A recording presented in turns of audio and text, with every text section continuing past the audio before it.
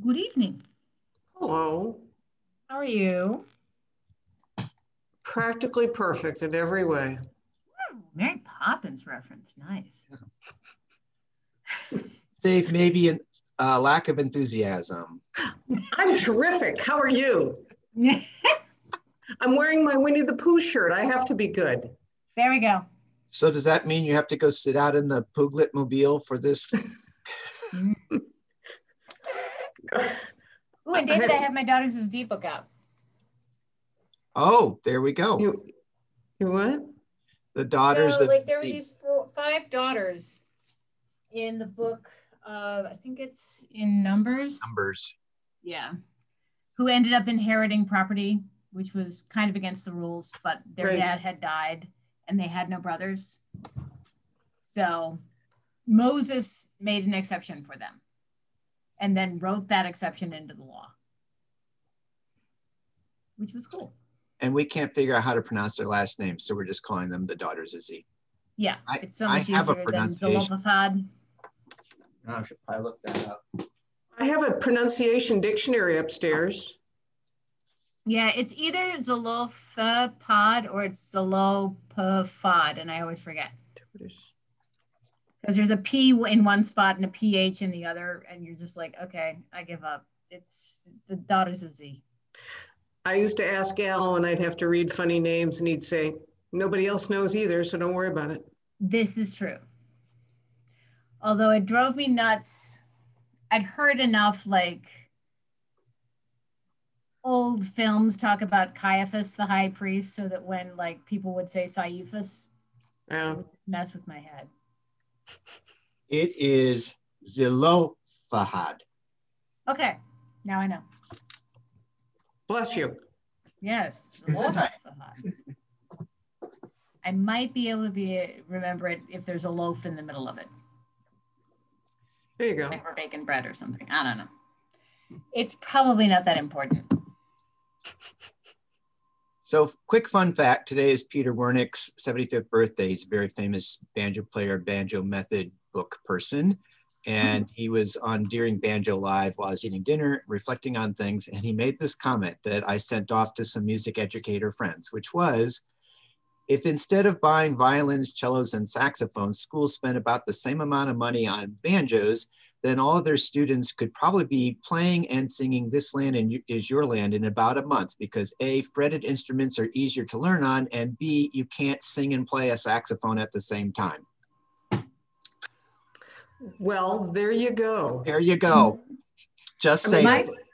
That's like saying, I mean, after junior high and high school of only playing the national anthem, I realized I couldn't remember all the words. Yeah, I didn't remember the last time I'd sung it.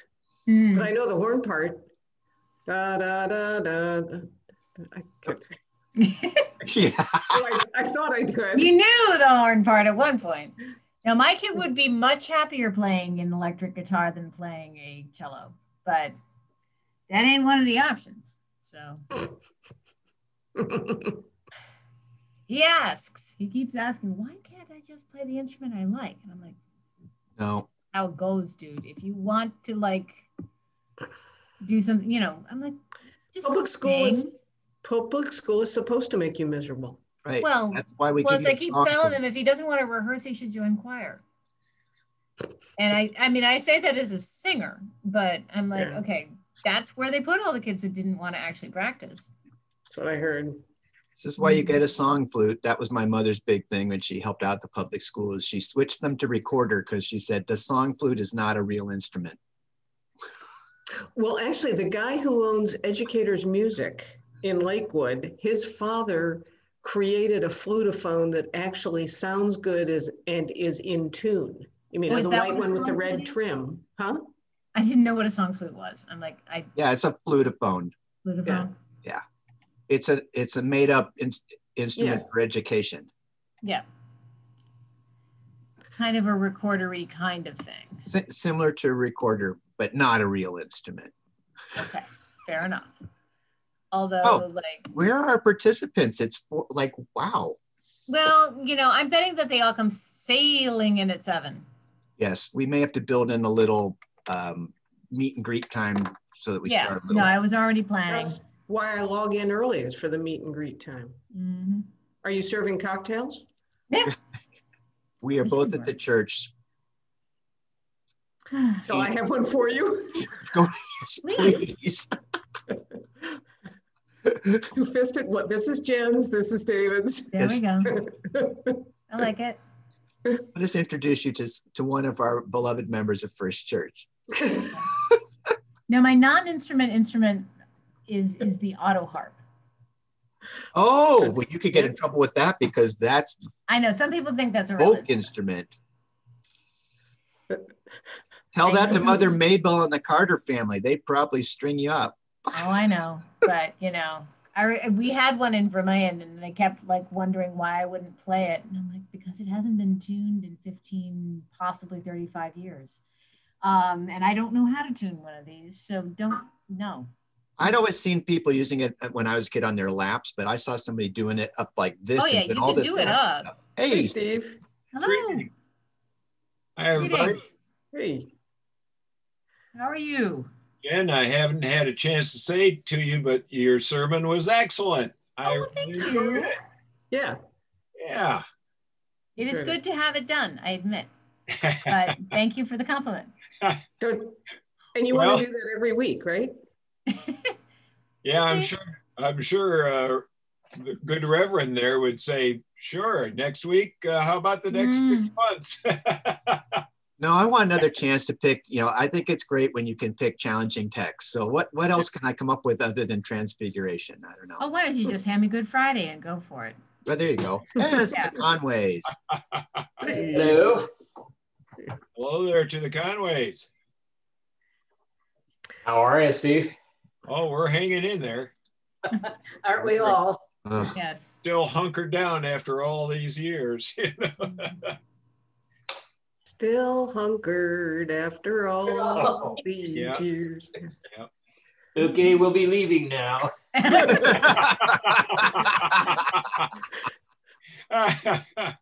You expected nothing less. Song puns were not part of the arrangement. I thought that was part. That came along with things. When I just looked, Rollin, I'm over 20,000. So not quite there. Ian's over 21. 21-7. Woo! She's a beast. Dabs? Linda. Yeah. Okay. Well, she's over 21 anyway, but 21,000. I mean, we were talking about cocktails, but I didn't think we were going right back there. Well, we just had to decide that we probably shouldn't bring our glass of wine in here. We were eating dinner and forgot all about that we were doing this tonight. And so we'll be finishing that in a little while. Oh, we were just discussing that I was going to have one for David and one for Jen. So, two-fisted drinker. So. Yes, I think if there's a cocktail and it's in the Zoom room, it doesn't really count as being in the church. Linda. Mm. Oh, she's there. There's Marcia. Good evening, Marcia. Hi. Hi. Hi, Linda. Hello. Right.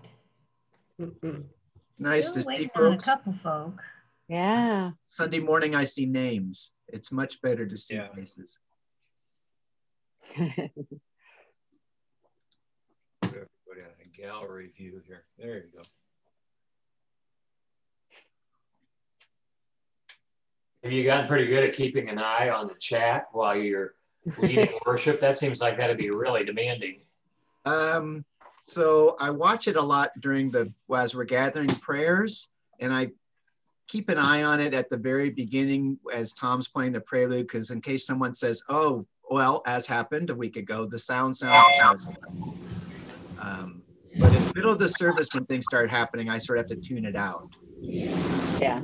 Distracted. Yeah, you're much better at seeing reactions than I am while we're doing this. Are you there? Ocean. Marcy's blowing in. Yes. Not right. Marcy, are you in a hurricane? Do you need help? Me? Marcia. Marcy. Yeah, Marcia Yeah, Peterson. Marcia and Marcy. Yes. She's younger and better looking. But you sound funny. Sorry, Marcy. That's all right. There's Lisette.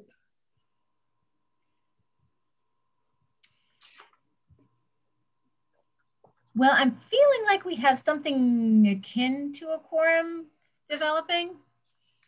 So I wanted to at least start with a little bit of check-in time, because I know that some of us haven't seen others of us for a few months. So, and some of us have never met others of us. So if you, I guess we get to do it in my order. So there. I'm going to ask everybody to kind of check in, say how you are, say who you are, so that we've all been at least gently introduced to one another. And starting at the top left in my screen would be Anne Sprague. So Anne, would you? I'm Anne. I'm good. The sun was out. I walked. It's nice to see faces.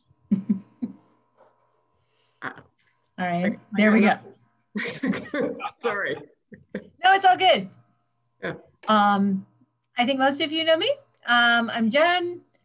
I am a little hungry because I let my 19-year-old try cooking this evening, and she is good at it, but slow. So I will have dinner when I get home. But otherwise, I am great. David, how are you? I'm fine. I'm the pastor, and I'm always good on Thursdays because it's banjo lesson day. All right. Very good. Steve?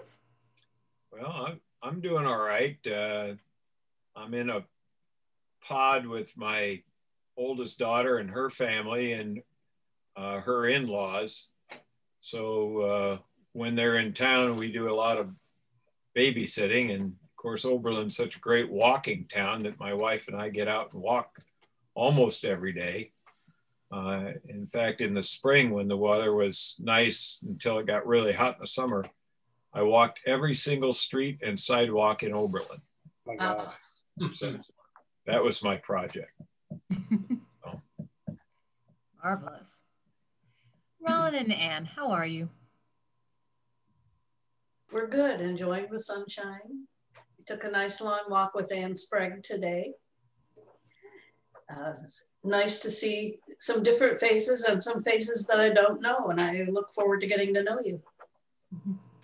Likewise, I enjoyed the walk today, the sunshine, and the some of the new freedoms that we have as residents of the Kendall community. We may now just drive out and drive back in without having a letter from our mommy telling us that it's okay to go. Marvelous. That's a good change. That is a good change. Linda, how are you? I am doing better, thank you. Some of you may know that I've been down, but I'm getting back up. And I'm feeling well and feeling better every day, and encouraged about the progress I'm making. And I have loved the sunshine we've had the last couple of days. I haven't ventured out yet, but I think that might be tomorrow. Yes, it is tomorrow. And I'm glad to see all of you. Some of your names I've seen, and I'm so glad to connect names with faces. Marcia's one of those, and Lisette, I've seen you, but not recently. It's been many years since we've talked. But I'm glad to renew our acquaintance and happy to be here with you tonight. Marvelous. Marcia, how are you? Whoops. Muted is how you are. Get off. There we go. I'm off. I'm good. I'm good. Every day gets a little bit easier as you get farther out.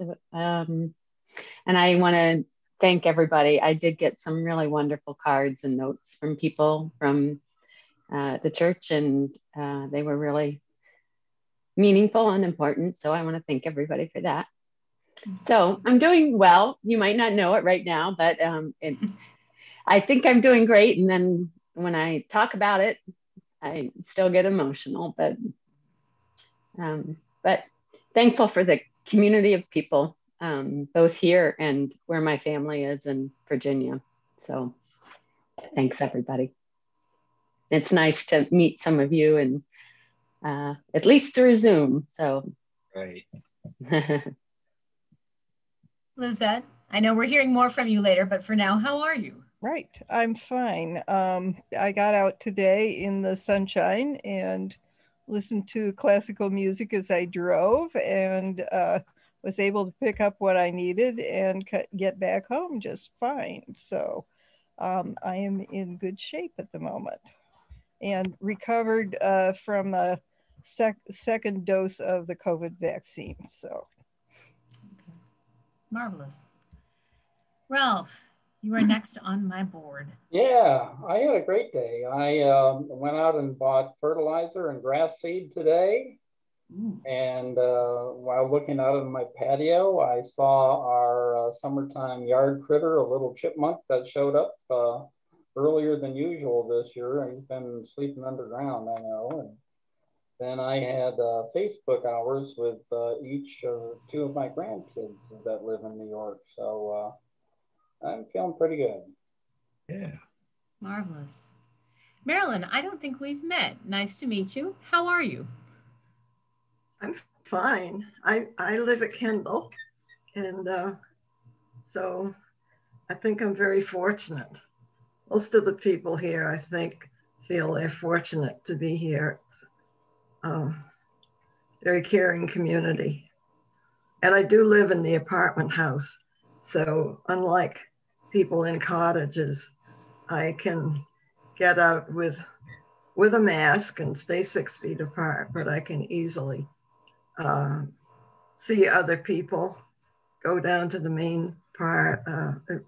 It hasn't bothered me to the extent it has some people. And I think it's because of where I live and the fact that it's a very friendly community. It's great. Marian, it's good to see you again. How are you? I'm good. I don't think anybody there knows me except you and David, but I am Peter Thomas's mother. Oh. And I'm enjoying seeing some of your faces because I see your names on the Sunday morning comments. Stephen Johnson, you have a lot of comments to make. And and Ann Sprague too. But yeah, my claim to fame is I'm also the mother of Stephen Thomas, whom many of you were praying for over the past year. Unfortunately, he did not make it through his cancer. He died last July. And we have a daughter who has been fighting breast cancer. So this was our year for cancer. Wow. But we're doing well. I got my first COVID shot today. And so yeah, things are going pretty well. And I'm so glad for this kind of class, because my class here in Kansas City, where I live, isn't meeting during the pandemic. So I'm really grateful for a chance to be in a group like this. Thank you for doing it. Welcome. Thank you. Becky, how are you?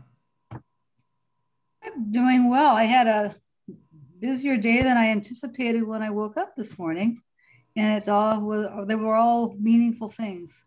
I woke up and had my meditation time and prayer time, and did quite a bit of reading for worship committee. And I can't think of a reading that I enjoy more. So, and I really mean that. So I kind of dove into a couple of things that were special, and especially some of the hymns. The hymns, I think, are just beautiful, and the words are just so inspiring. So took a long walk down Morgan Street, and it's amazing. There are a lot of open patches of grass now. Maybe some of you have noticed that.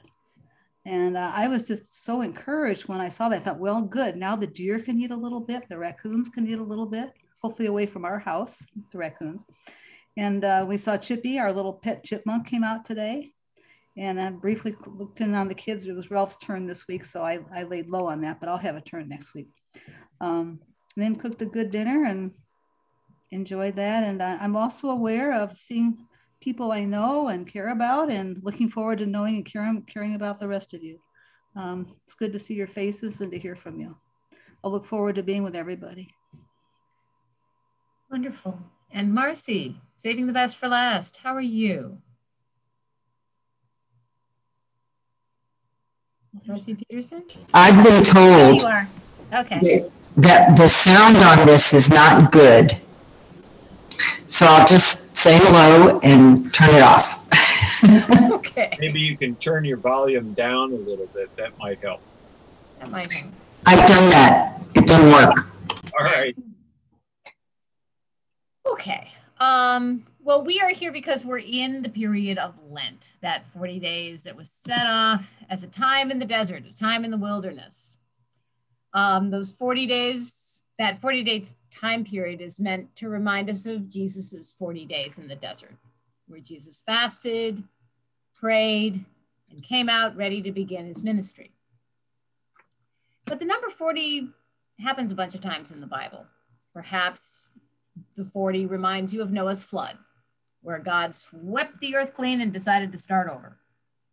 Or maybe it reminds you of Israel's 40 years of wandering in the desert, where they entered as slaves and emerged 40 years later as a nation, ready to be received into the promised land. In this Lenten series, we're going to be talking about Israel's wanderings and what we can learn from their time in the desert that we can apply to our times of wandering. And our first session focuses on the idea of times of change, times of transition. The scripture reading this evening comes from the book of Exodus. It's chapter 33, verses 1 through 6, 12 through 17. I'm reading it from a translation, or actually a paraphrase of the Bible, called The Message. It's done in a way that really kind of brings the emotion of the text right up front. In this passage, Israel's made it to Mount Sinai. They've had that interesting little incident with the golden calf. And God is sending them out again to travel to the promised land. So here's our scripture. God said to Moses, "Now go. Get on your way from here, you and the people you brought up from the land of Egypt. Head for the land which I promised to Abraham, Isaac, and Jacob, saying, I will give it to your descendants. I will send an angel ahead of you, and I'll drive out the Canaanites, Amorites, Hittites, Perizzites, Hivites, and Jebusites. It's a land flowing with milk and honey. But I won't be with you in person. You're such a stubborn, hard-headed people, lest I destroy you on the journey." When the people heard this harsh verdict, they were plunged into gloom and wore long faces. No one put on jewelry. God said to Moses, "Tell the Israelites, you're one hard-headed people. I couldn't stand being with you for even a moment. I'd destroy you. So take off all your jewelry until I figure out what to do with you. So the Israelites stripped themselves of their jewelry from Mount Horeb on. Now Moses said to God, look, you tell me, lead this people, but you don't let me know whom you're going to send with me. You tell me, I know you well and you are special to me. If I am so special to you, let me in on your plans. That way I will know I am special to you. Don't forget, this is your people, your responsibility. And God said, my presence will go with you. I'll see the journey through to the end. Moses said, if your presence doesn't take the lead here, call this trip off right now. How else will it be known that you're with me in this, with me and your people? Are you traveling with us or not? How else will we know that we're special, I and your people, among all the other people on this planet Earth? And God said to Moses, all right, just as you say, this also I will do, for I know you well and you are special to me. I know you by name.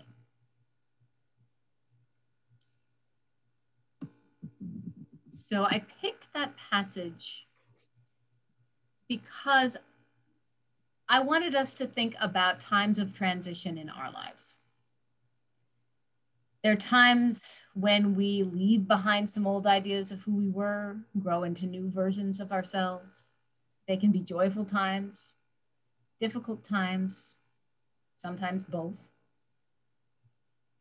But I think it's important for us to feel like we have companions on that journey. So I'm going to ask us to talk about times of transition in your life. Think of a time where you were going through a job change or moving or a death or a divorce or some other life change.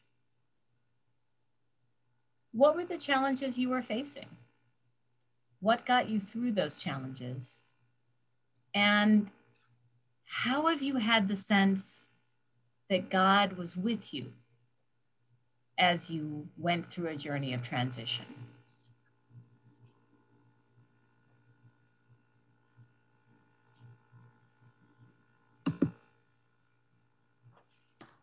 And if you have any answers to those questions, I invite you to bring them up.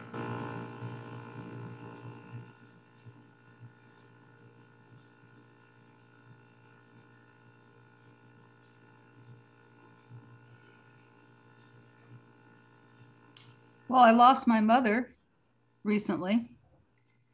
And can I go ahead and share? Yes. Okay. Lost my mom, and where she had suffered a long time, and she had COVID, and that really took an awfully lot out of her. She lost 45 pounds. At the same time, it's always hard to lose someone that we love, that I have loved dearly. And it's a strange experience because whereas I'm grateful she's in heaven, I almost miss taking care of her. And I'll probably get teary talking about it, but I miss taking care of her. I miss knowing that she's in my hands and that I can make sure she's okay. But I went through that for a long time when she had COVID anyway. For 5 weeks, I couldn't see her and usually couldn't talk with her because they were so busy. I would just get the phone ringing off the hook for time after time. But anyway, what I live with now is trusting that she is in God's hands and trusting that she is in a better place, which I don't understand, but I trust. And also at the same time, realizing I'm the next generation and I'm in our family, one of those generations that'll be the next to go. And it helps me get even more in touch, having been with both of my parents when they were dying and when they were dead, that this body is short-lived and eternity is forever lived. And it helps put in perspective a lot of things that I've often thought were important in life. And it really has I've started to be changed in that way, things that really don't matter that much. I've really become to really, really, really, really value relationships. So that's enough for me to share. Thank you for listening. Thank you. Mm-hmm. when I was a young man, I was married once before, and it wasn't going well. And inside of 1 week, I was reduced and forced in my job. So I lost my job. My wife left, and she took my dog. So it was a devastating time because, you know, I had no idea where I was going to do, what I was going to do. And I remember sitting on the couch and I had tears in my eyes and my head was down in my hands. And all of a sudden there was this presence. And I've always attributed that to the presence of God being with me. And all of a sudden I had this very strong feeling that everything was going to work out. Everything was going to be okay. I didn't know how that was going to happen, but I knew it to be true. And that moment, that feeling that I had then has guided me through my whole life since then. And this eternal optimism that no matter what the obstacle, no matter what happens in life, you're going to get through it because there is this presence with you at all times. So that's always been my marker. Thank you, Steve. Steve, that reminds me, although we talk about, you know, it doesn't come up a lot anymore, with 9/11. I remember having a very similar experience to that people were, I was at work, and so there was a lot of people running around frantically, very afraid. And I remember going back to my office and sitting and having all of a sudden this overwhelming feeling of peace that whatever was happening and whatever was going to come was in God's hands, and that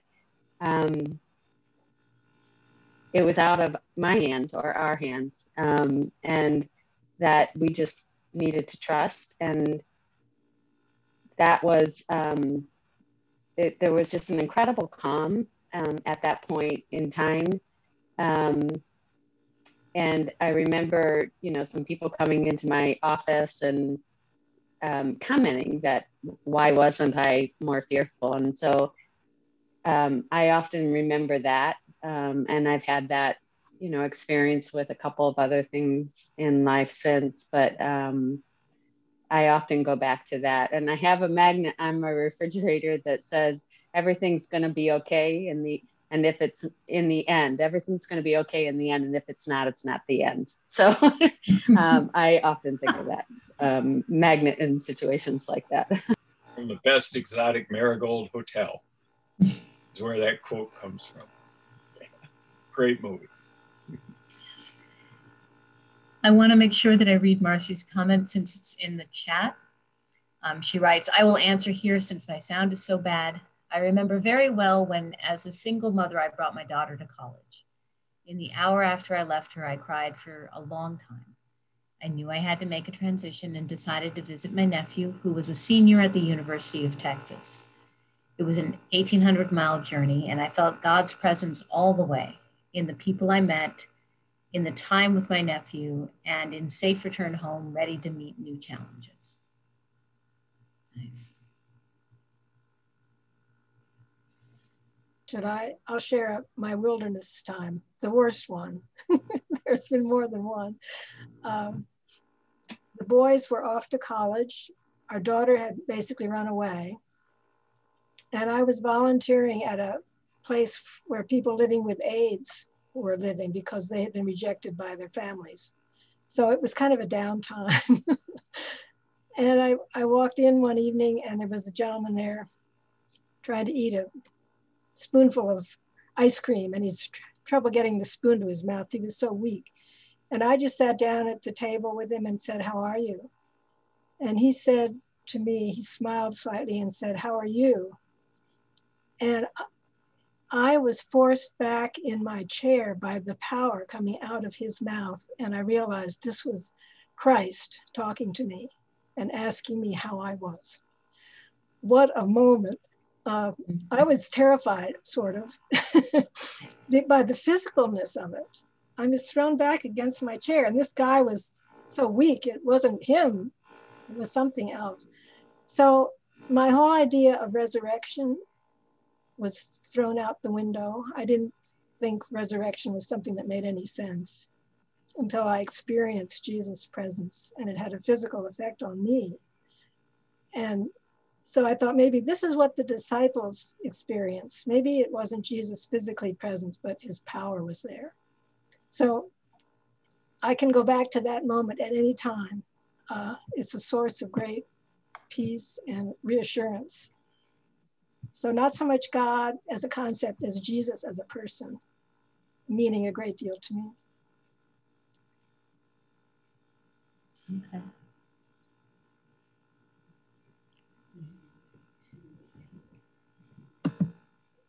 So in dealing with times of transition in our lives, it's sometimes useful to have some tools,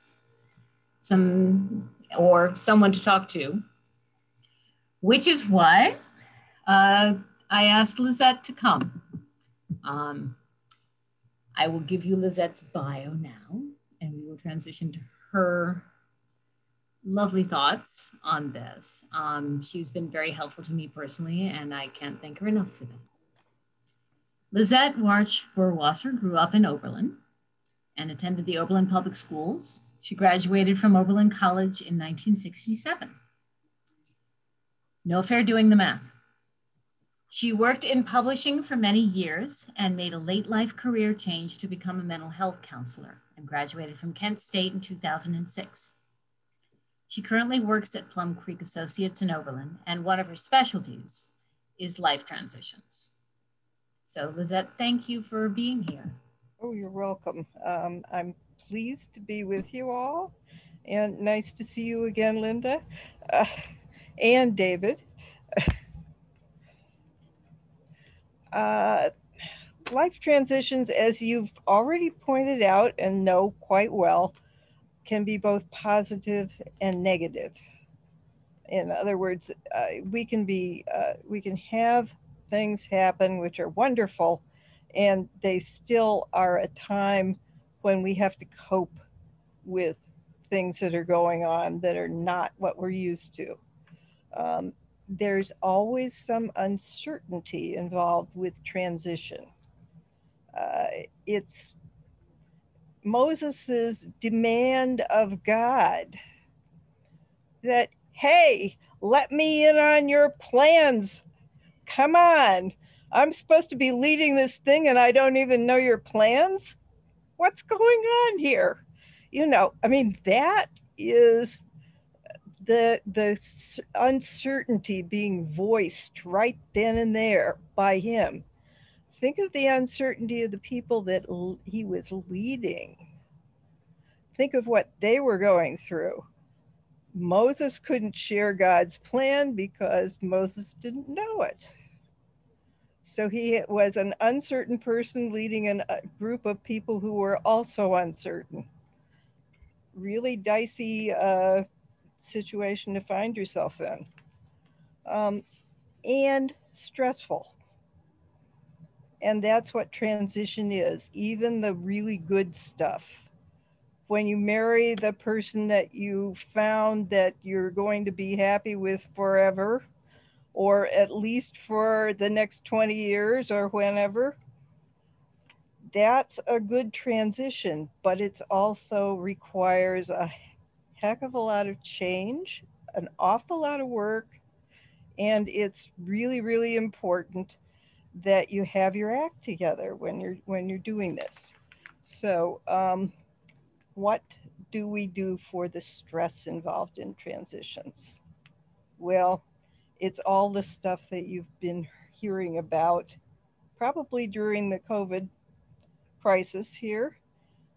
People telling you to get plenty of sleep, eat healthy foods, exercise, and they haven't been telling you probably, but you really need to do things that are enjoyable for yourself. Do something for yourself.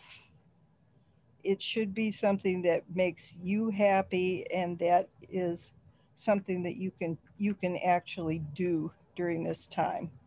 And if you haven't found that thing yet, ask your friends, ask your neighbors until you find it, and then do it for yourself, because that can help you relieve stress.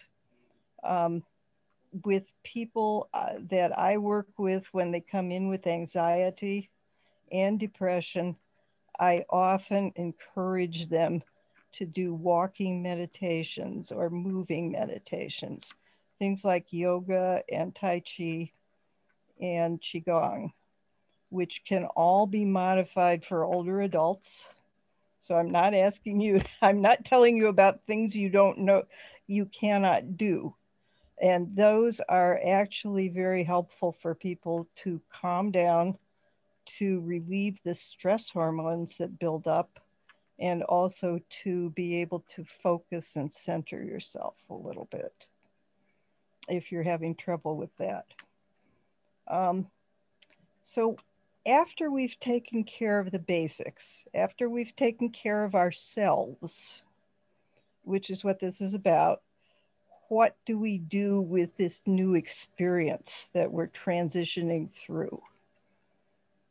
What can we rely on? Well, we can rely on our previous experiences. Moses said, "Hey, God, I have a special relationship with you. You know, this is my experience with you. Come on here, let's share." So he's relying on his previous experience with God to get God to help him. You can also rely on other people's previous experiences. After all, the people he led were relying on his previous experience with God so that they could be led in the right direction. And we can also look to trusted sources. Books by experts, if we can find them, information on medical websites and other websites. But, you know, as people who are attending First Church and are aware, you understand that there's an awful lot of misinformation out there as well. So be sure that the site you're looking at is something that's reliable and has been checked out by experts as far as you can tell. So the next thing that we have to do when we're going through a transition is to look at what qualities we have that can help ourselves, because this is also about helping yourself. So what are your abilities that you bring to bear on this problem? And I've heard you talking about walking in the sunshine, observing the animals in your yard, taking advantage of the people that are around you so that you can socialize. And I don't mean taking advantage of them. I mean taking the advantage that you have of being able to socialize. So all of these things are things that you have that you can do. You can use your imagination. What to imagine what you might do. You have a courage, because you wouldn't be this old if you didn't have courage. One of the AARP things says getting old is not for sissies, and that's perfectly true. None of you are sissies because you have gotten old. So I can guarantee it. I'm leaving you out of this, Jennifer, because you're not old yet.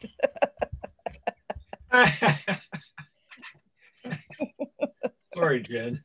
Yeah. There's also persistence. And I heard a couple of you mention it in terms of God's support and your being able to persist. And that's something that's very important. And also, hanging on to hope is really important, because when we lose hope, when we lose our imagination, when we lose that, we have lost almost everything at that point. And that is something where the church that you belong to, the groups that you are in, can help support you. And this is such a group. I'm sure that you derive some support from other people as well, but this is one of them, and this is something that will help you with hope. And then you take your moral compass with you wherever you go, hopefully. And that moral compass should be applied to whatever you are looking at the moment of transition as well. Now, one of the uses that you're going to make of your imagination is to plan ahead. When we plan, we always figure on what's going to happen next. Okay, I see this path opening up before me. I see what's going to happen. Well, I don't think that Moses saw that they were going to need manna from heaven when he was in the desert. I think he figured that the supplies were going to last. Nor did he think that he was going to have to find water for everybody. And striking a rock? What's going on here? This is not, it's the unexpected that happens to us. So we have to have contingency plans as well as the main plan that we're working on. And in formulating those contingency plans, use the strengths that you have. You're identifying your own strengths and abilities and using those in formulating your plans. So what can you rely on for yourself? What is it that you are able to do?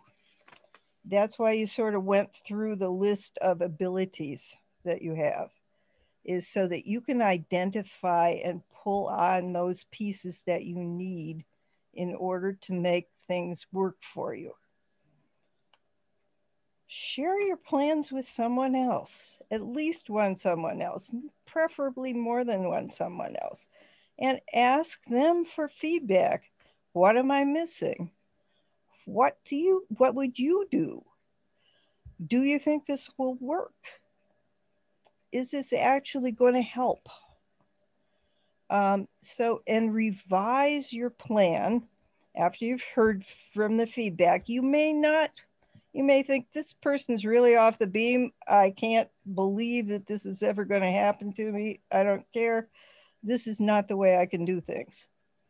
And that's perfectly okay. Not everybody would do things in the same way. Not everybody is able to do certain things.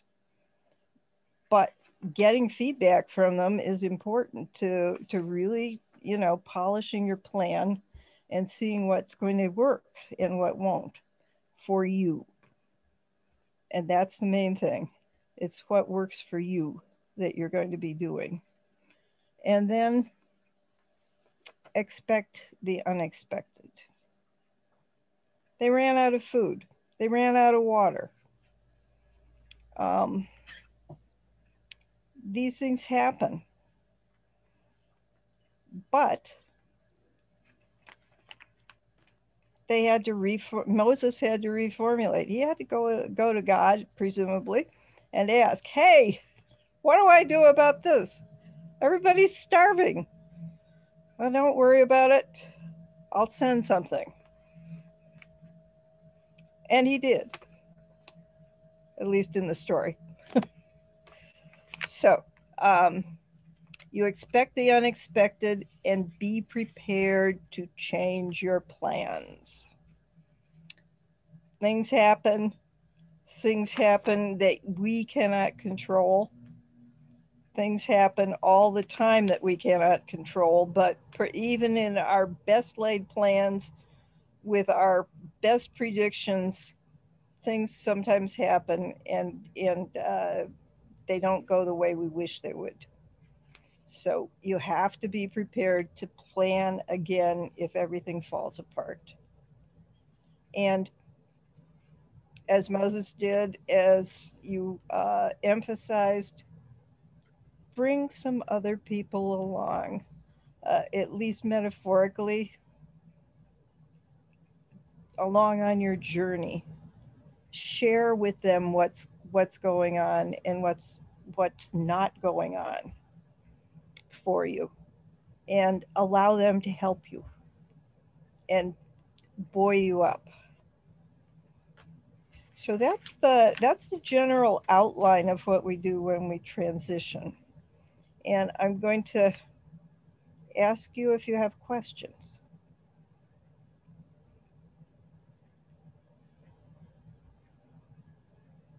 I enjoyed the outline.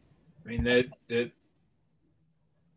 it's a logical thought process that draws on a lot of things that are available to you and things that exist only in the imagination. But it's a good step-by-step guide for meeting challenges. I wish I had had this speech when I was teaching. I would have parroted it to my students. What about any role for the arts, like music or art, in terms of doing them as a way of helping with the transition? Well, those are your talents that you're talking about. Those are the things that you can draw on, and they're enormous help for people who are fed by the arts. And so there's something that you use for your own bolstering of yourself, to take care of yourself during these times of transition.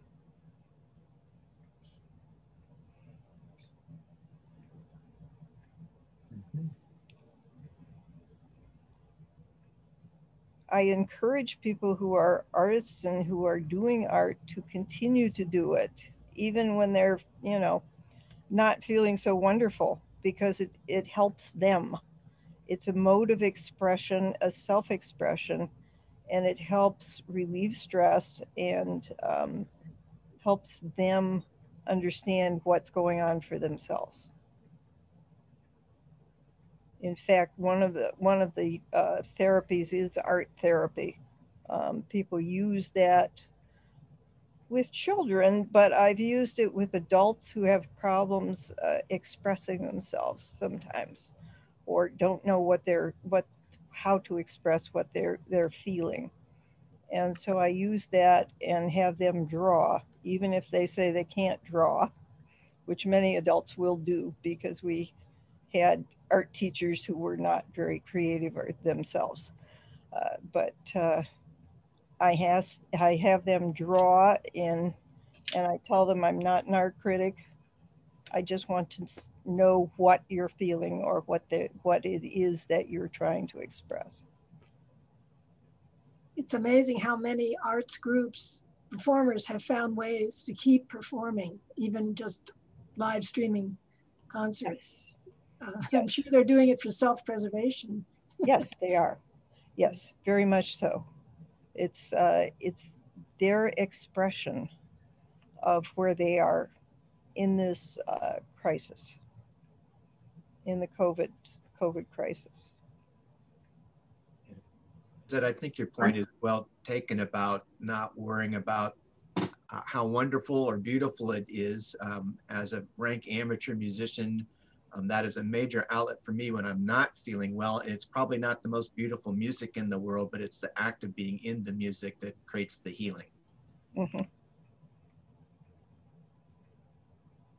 And I'm glad that you feel that way. It's wonderful.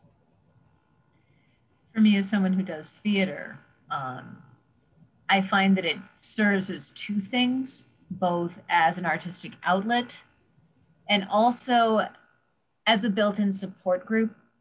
I mean, not that you're using people, but usually the cast of a show gets very, very intertwined with one another. You know everything about these people for about 8 weeks, and then you never see them again. It's an odd way to do your friendships, but it works for me. What can I say? And I'm wondering if you had any advice about building those networks of support in a time where it's really difficult to see other people. Well, this is one way to do it. This is you join, and Marian Thomas, you join this group. You're not here in Oberlin, I heard you say, but you join this group. This is how we build networks. The internet has provided us a way to reach out beyond our location where we are and to join other groups of like-minded people. So look around for that when you're looking. Catch up with old friends who have moved away and see if you can do some of this communication with them. You know, don't be shy about joining a group that you think is interesting and will give you something back in return. This is an important time of being able to reach out electronically to people and to have them understand that, yes, you're not able to be there with them and you're really separated by huge distances in some cases, but you need the support and they need the support at this point. And it's a mutual sharing kind of thing. And it really can work for people. Our Sunday church service has a member who is regularly down in Florida and is currently there and has been ever since the COVID crisis started. And she joins church as often as she can. And she's been having to really struggle to connect through her phone because she's not very familiar with it. And the technology is challenging for her, but she's doing it regularly. So, and we have people who are related to other people who visit the service. And I imagine that that is the case with your services as well. So just reach out to other groups that are of interest to you and see if you can join. You all know, I think you all know Mari Thomas, and she is taking voice lessons from an Oberlin graduate who lives in Portland, Oregon. Oh, all right. So that's been an exciting development because of the internet. It's possible. Yes, yes. I've always looked at using humor to help me with transitions, and humor's often been a barometer for my mood and how I'm doing. And one of the signs I look for is if I'm not very funny or enjoying it, I think I'm probably depressed. But I know that laughing is a healthy thing chemically and in so many other ways, and sharing laughter with other people is really good. But you know, I have a collection of Far Side magazines and books and things, and certainly favorite comics that I'll go on YouTube and watch and listen to, and reading a book by Michael J. Fox where he chronicles his journey through Parkinson's, and it's amazing how he's kept his sense of humor, which is often just very delightful, after he's had surgery or after he's wiped out and fallen, or but even the passage that you read tonight, as I listened to Moses talking to God and God talking to Moses, I mean, a lot of that stuff's pretty funny. You know, just the manner in which Moses thought he could get away with what he said, and to be so blunt to God. And that's the guy who told God in the beginning that he was slow of tongue and slow of speech, and and yet he didn't mince words when I think he had a point to make with God. So I enjoy the Bible for a lot of the humor that's in it, and enjoy that in life. And I see some of you guys smiling as I'm saying this, so I think you know what I'm talking about. David, you've got a smile on your face a lot, so I kind of wonder about that.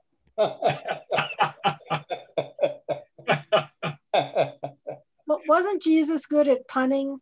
I mean, we don't really understand his language, but I've heard that he really had some wonderful way of using language to make people laugh. Mm-hmm. I think he would have been fun to be around, that's for sure. Yeah, I'm sure. Well, you don't get to be a charismatic leader by not being able to use language. Right.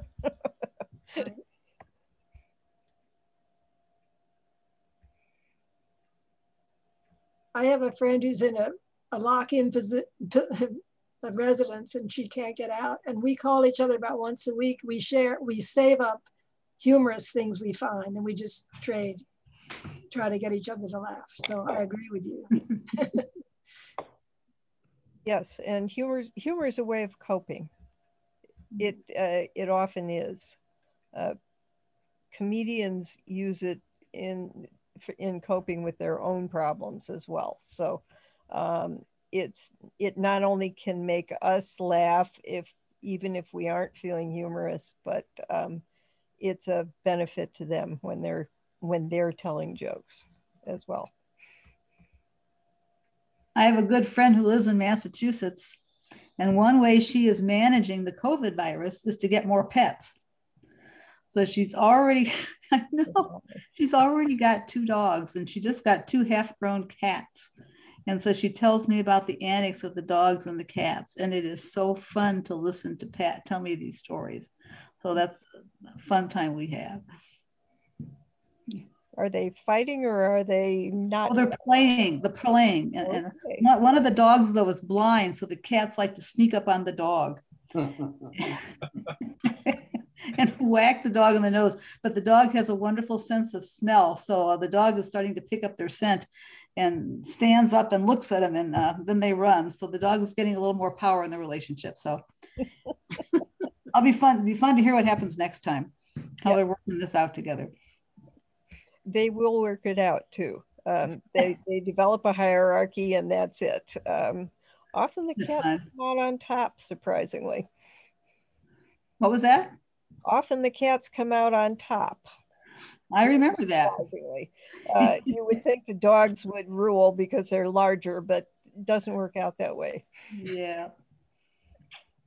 I just wanted to pass this on. One of the things that Michael J. Fox said in his book that's been on my mind, and I've thought about it a lot, is that he calls himself an optimist, and that he's been able to maintain his sense of optimism throughout his life and during his illnesses.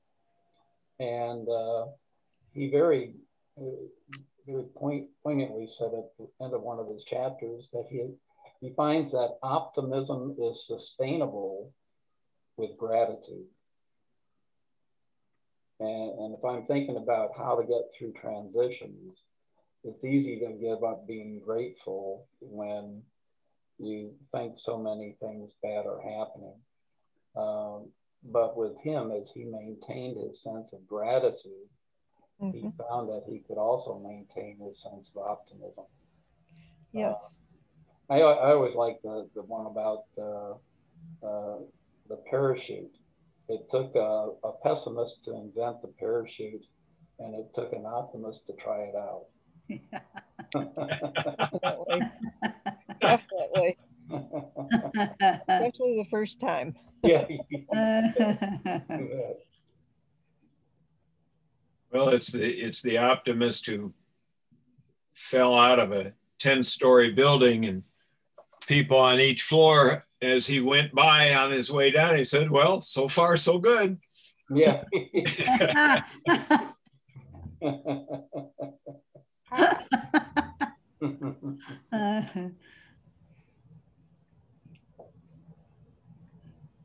Every Saturday, my first cousins on my mother's side of the family, we get together on Zoom. And very often, you know, those stories of us as kids from long ago have us all laughing by the time we're finished. And it's just a very refreshing thing and gets my weekend off to a great start. I would like to know, is that something you did before the COVID virus arrived? No, the oldest cousin organized this last February when all this started. Everything started shut down and we couldn't visit each other, and so he started it. He's more tech savvy than the rest of us, so he's the Zoom master. But we've really enjoyed it, and we meet every single week. Well, this has happened in our family too, and I think it's a mistake to look at a change as a desperate situation. I'm over 90 now, and looking back, some of the best times in the end were what looked initially like a bad time. And I think it's important to know that stressful times bring out some things in yourself that you never knew were there. And I've heard it with other people, and I know it's been true with me. And so now I think it's a mistake to think that your life is going to stay the way you think it ought to be. Because I firmly believe God does have plans, but they don't necessarily fit with what we think we need. But I think God is smarter than we are. And, you know. Well, we sure hope so. Yes. Yes. I mean, we get stuck in thinking that life has to be just the way we think it should be. But you probably can't line up 10 other people who would think that they'd agree with you, because we all have different thoughts. But I mean, I know this has been difficult. It's been difficult for everybody, but I'm impressed with, well, you know, I live at Kendall, but we're doing things here with technology, keeping in touch with Zooms. We're even getting some of the groups together again, meeting over Zoom.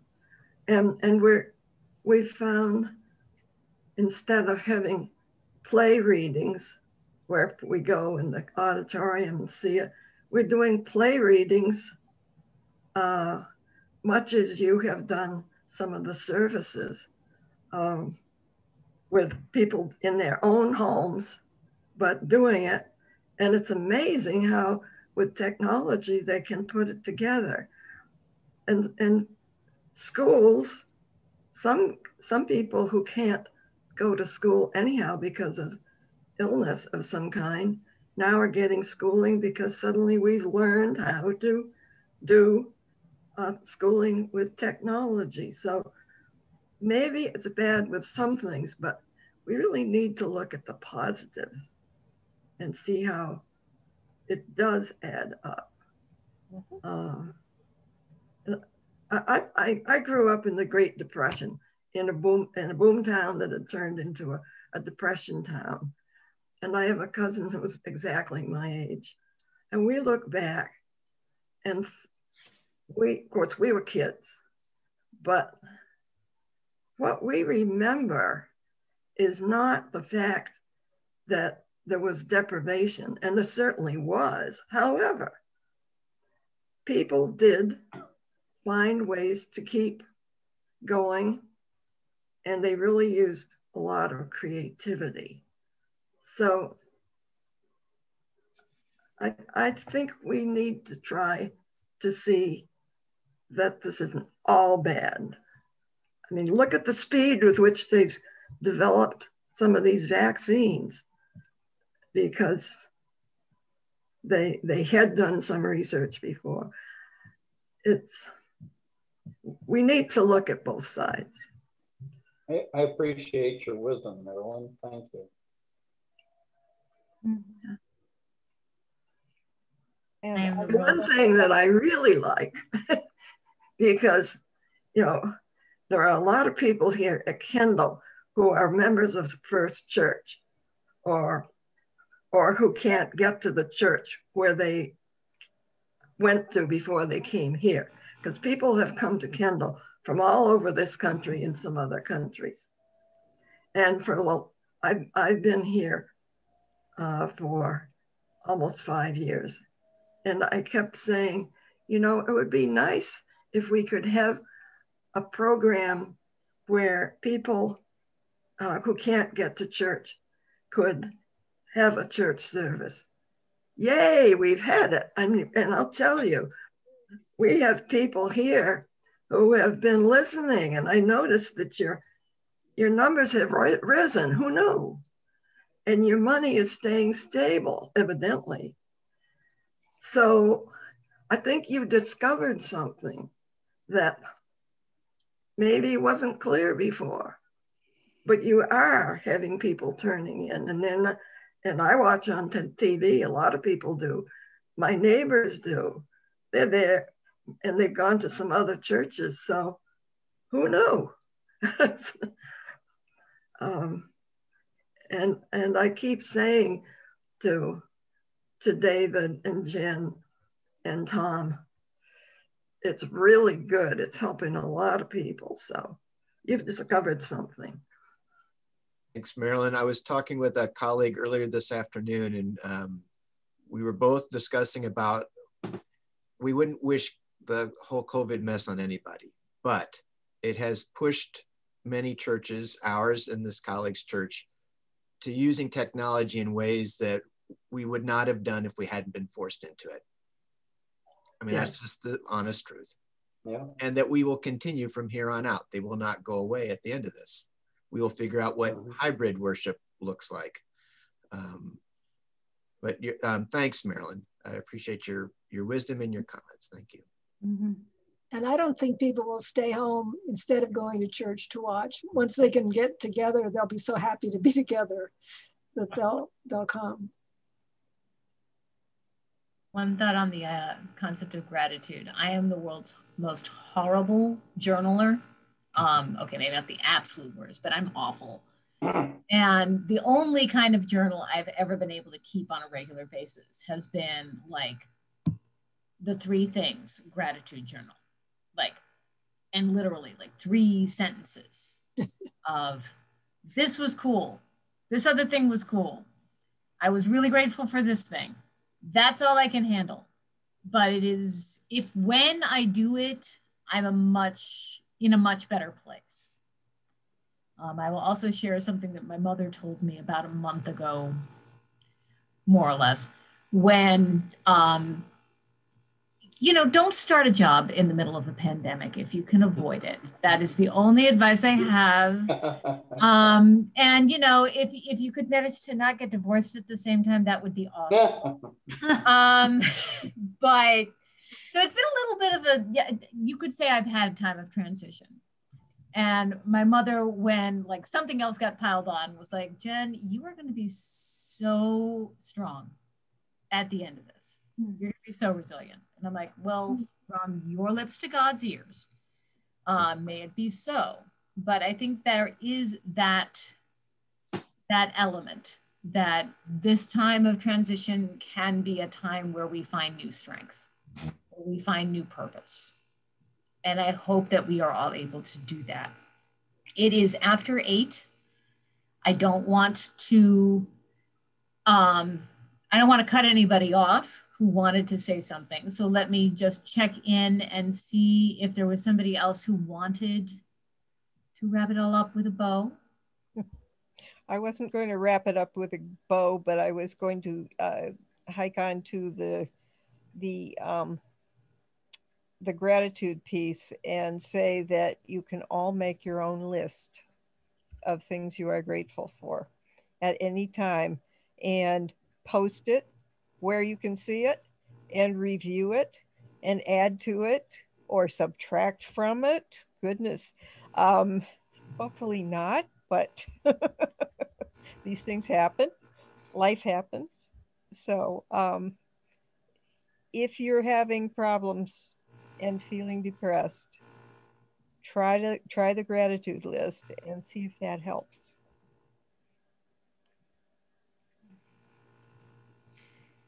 Well, at this time, can we end our session with prayer?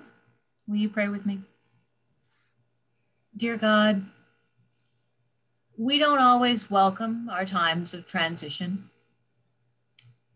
but thank you for them nonetheless.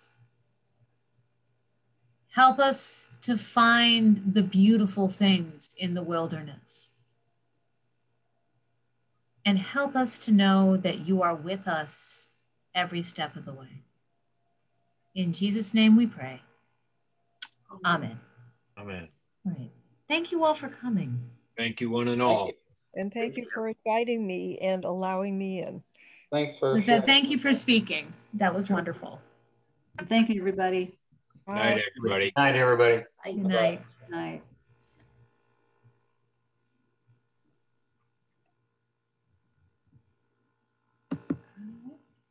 Good night.